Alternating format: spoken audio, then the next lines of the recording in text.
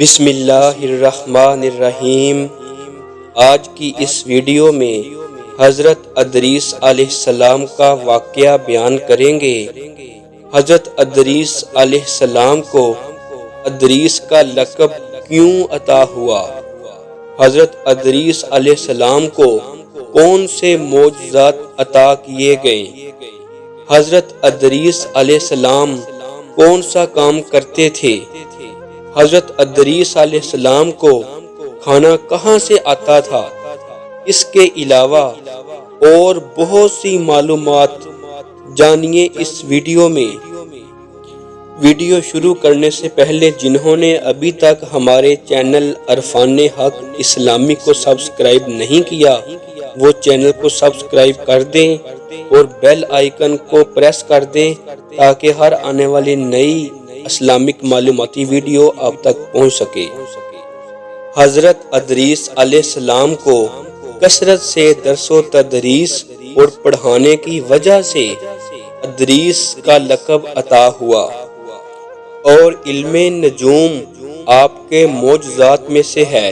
وہ زمین پر عبادت کرتے، ان کو فرشتے آسمان پر لے جاتے، جیسے اللہ تبارک و تعالی نے ارشاد فرمایا ہے، وَاذْكُرْ فِي الْكِتَابِ إِدْرِيسَ إِنَّهُ كَانَ صِدِّيقًا نَبِيًّا، اور یاد کر کتاب میں ادریس علیہ السلام کو، وہ سچا نبی تھا۔ ہر روز پیرہن سیتے تھے، ہر دم سینے میں تسبیح پڑھتے تھے اور اجرت سلائی کی کسی سے نہ لیتے تھے۔ ایک روز کا ذکر ہے کہ وہ اپنے کام سے فراغت پا کر بیٹھے ہوئے تھے۔ اسی وقت ملک الموت امر الہی سے آدمی کی صورت بن کر مہمان کے طور پر رات کو حضرت ادریس علیہ السلام کے دروازے پر آ پہنچے۔ حضرت ادریس علیہ السلام روزے سے تھے۔ جب شام ہوئی، افطار کرتے وقت کھانا آپ کا بہشت سے آتا، جس قدر چاہتے کھا لیتے، باقی کھانا پھر بہشت میں چلا جاتا۔ اسی دن کا کھانا جب بہشت سے آیا تو حضرت ادریس علیہ السلام نے وہ کھانا اس مسافر کو پیش کر دیا۔ مسافر نے کچھ نہ کھایا، قدم پر قدم رکھ کر عبادت کرتا رہا۔ حضرت ادریس علیہ السلام ان کا یہ حال دیکھ کر متعجب ہوئے کہ یہ کون شخص ہے۔ جب روز روشن ہوا، حضرت ادریس علیہ السلام نے ان سے کہا کہ اے مسافر، تم میرے ساتھ چل کہ خدا کی قدرت صحرا میں جا کر دیکھوں۔ اب دونوں بزرگ گھر سے میدان کی طرف نکلے۔ جاتے جاتے ایک گندم کے کھیت میں جا پہنچے۔ ملک الموت نے کہا، چلو اس کھیت سے چند خوشے گندم کے لے کر ہم تم مل کر کھائیں۔ حضرت ادریس علیہ السلام نے فرمایا کہ عجب ہے کہ تو نے گزشتہ شب کو کھانا حلال نہ کھایا، اب حرام کھانا چاہتا ہے۔ پھر وہاں سے دونوں بزرگ ایک دوسرے باغ میں جا پہنچے اور وہاں بھی انگور دیکھ کر حضرت اسرائیل علیہ السلام نے کھانے کا قصد کیا۔ حضرت ادریس علیہ السلام نے فرمایا کہ تصرف ملک غیر میں حرام ہے۔ پھر جاتے جاتے ایک بکری دیکھ کر اسرائیل علیہ السلام نے کھانے کا ارادہ کیا۔ پھر حضرت ادریس علیہ السلام نے کہا کہ بیکانی بکری کو ذبح کر کے کھانا ممنوع ہے۔ بس اسی طرح 3 روز تک دونوں باہم گفتگو کرتے رہے، جبکہ ادریس علیہ السلام نے معلوم کیا کہ یہ کون شخص ہے اور بنی آدم میں سے معلوم نہیں ہوتا۔ اب حضرت ادریس علیہ السلام نے فرمایا کہ خدا کے واسطے ظاہر تو کرو کہ تم کون ہو۔ اس نے عرض کیا کہ میں اسرائیل ہوں۔ اب حضرت ادریس علیہ السلام نے فرمایا کہ بھائی، کیا سب مخلوقات کی جان تم ہی قبض کرتے ہو؟ انہوں نے کہا کہ ہاں۔ حضرت ادریس علیہ السلام نے فرمایا، شاید کہ تم میری جان قبض کرنے کے لیے آئے ہو۔ انہوں نے کہا کہ نہیں، میں تو تمہارے ساتھ خوش طبعی کرنے کے لیے آیا ہوں۔ حضرت ادریس علیہ السلام نے کہا کہ آج 3 دن سے تو میرے ساتھ ہے، اس عرصے میں بھی تو نے کسی کی جان قبض کی ہے؟ وہ بولے قالا کلھا بین یدا کا انما بیدکا خیر۔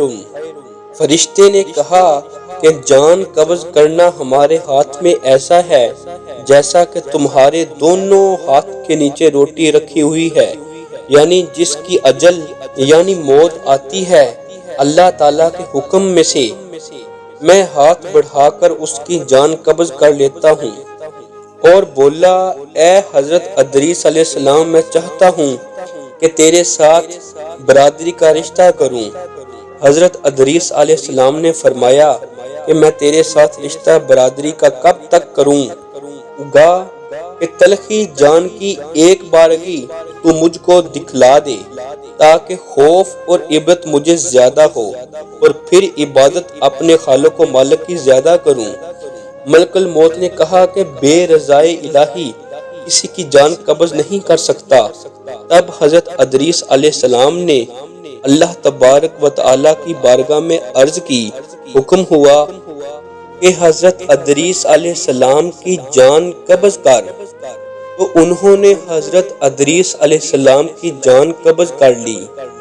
پھر ملک الموت نے خدا تعالیٰ کی درگاہ میں دعا مانگی تو اللہ تبارک و تعالیٰ نے ان کو زندہ کیا اور حضرت ادریس علیہ السلام نے اٹھ کر ملک الموت کو اپنی گود میں لے لیا۔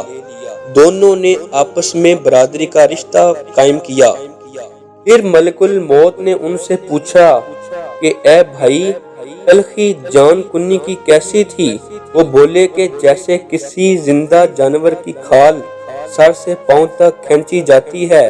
ملک الموت نے کہا اے بھائی، قسم ہے رب العالمین کی، جیسا کہ میں نے تیرے ساتھ احسان کیا ہے ایسا کسی کے ساتھ نہیں کیا۔ حضرت ادریس علیہ السلام نے فرمایا اے بھائی، مجھے دوزخ دیکھنے کا شوق ہے، تو مجھ کو اس کے دروازے تک لے چل تاکہ اس کے دیکھنے سے خوف الہی زیادہ ہو اور پھر میں عبادت اور بندگی اللہ تبارک و تعالیٰ کی زیادہ کروں۔ اب ملک الموت نے خدا تعالیٰ کے حکم سے ان کو 7 طبق دوزخ کے دکھائے۔ پھر حضرت ادریس علیہ السلام بولے اے بھائی، مجھ کو بہشت دیکھنے کی آرزو ہے کہ اسے دیکھ کر خوشی حاصل کروں گا اور عبادت الہی زیادہ کروں گا۔ پھر ان کو بہشت کے دروازے پر لے گئے اور انہوں نے بہشت کے مناظر اپنی آنکھوں سے دیکھے۔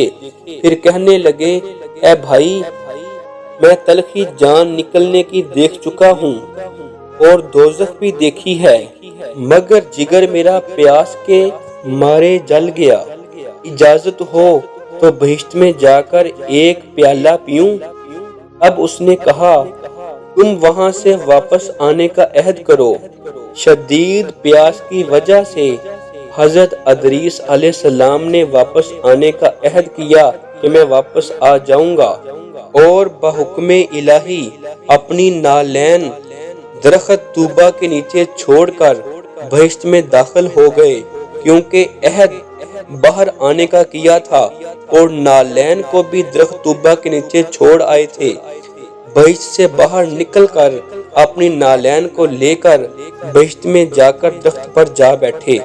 کچھ دیر کے بعد ملک الموت نے ان کو آواز دی کہ اے بھائی، تاخیر مت کرو۔ اس کے جواب میں حضرت ادریس علیہ السلام نے فرمایا کہ اے مشفق جبار عالم، فرماتا ہے کلو نفس ذائقۃ الموت، ہر جان کو موت کا ذائقہ چکھنا ہے۔ اب تو میں مزہ جان چکا ہوں۔ اور حق تعالیٰ نے فرمایا وَإِن مِّنَّهُمْ إِلَّا وَارِدُهَا، اور نہیں کوئی تم سے جو نہ پہنچے گا اس میں، سو میں دوزخ میں بھی پہنچ چکا ہوں۔ اور یہی جلیل جبار فرماتا ہے نہ پہنچے گی وہاں ان کو کچھ تکلیف اور نہ ان کو وہاں سے کوئی نکالے گا، یعنی جو بہشت میں گیا پھر وہ باہر واپس نہ آئے گا۔ اے بھائی، میں اب ہرگز باہر نہیں آؤں گا۔ بارگاہ الہی سے آواز آئی اے اسرائیل، تو حضرت ادریس علیہ السلام کو چھوڑ کر چلا جا، میں نے ان کی تقریر میں یہی لکھا تھا۔ حضرت ادریس علیہ السلام موت کا مزہ چکھ کر اور دوزخ بھی دیکھ کر جنت میں جا رہے۔ اب اسرائیل بولے، بہشت حرام ہے انبیاء علیہ السلام پر جب تک خاتم الانبیاء داخل نہ ہوں۔ بہشت میں پھر آواز آئی، اے اسرائیل، میں بہشت کو دریغ نہیں رکھتا ہوں، لیکن اول بہشت میں محمد مصطفیٰ صلی اللہ علیہ وسلم داخل ہوں گے، بعد سب امت ان کی۔ اور قول دوسرا یہ ہے کہ طواف کرنے والے سب طواف کرتے رہیں بہشت میں، اور حق تعالیٰ نے فرمایا وَرَفَعْنَا مَكَانًا عَلِيًّا، اور اٹھا لیا ہم نے ان کو اونچے مکان پر۔ اس بہشت میں حضرت ادریس علیہ السلام تو جا رہے اور ان کے فرزند سب فراق سے شب و روز گریہ زاری میں تھے۔ ایک روز ابلیس لعین ان کے پاس آیا اور کہا کہ تم مت رویا کرو، میں تمہارے باپ کی سی ایک صورت بنا دیتا ہوں، تم اس کو شب و روز دیکھا کرو اور پوجو، اس سے تمہارا سب دکھ دور ہو جائے گا اور تم خوش رہو گے۔ ابلیس نے ایک ایسی شکل بنائی کہ ان کی شکل میں اور اس شکل میں کوئی فرق نہ تھا، صرف اتنا ہی فرق تھا کہ صورت بات نہ کرتی تھی اور وہ لوگ اس صورت کو پوجا کرتے تھے، یہاں تک رفتہ رفتہ بت پرستی تمام عالم میں پھیل گئی۔ مشرق سے مغرب تک یہ رواج جاری رہا۔ کوئی آدمی اللہ تبارک و تعالیٰ کو نہ جانتا تھا، علم و عمل ان میں مفقود تھا۔ بعد خدا تعالیٰ نے حضرت نوح علیہ السلام کو ان پر پیغمبر بنا کر بھیجا تاکہ ان کو راہ ہدایت کی راہ بتا دے۔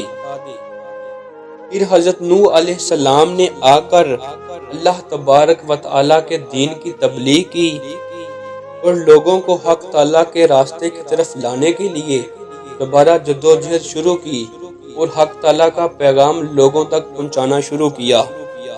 سامعین، یہ تھی ہماری آج کی ویڈیو جس میں ہم نے حضرت ادریس علیہ السلام کا واقعہ بیان کیا ہے۔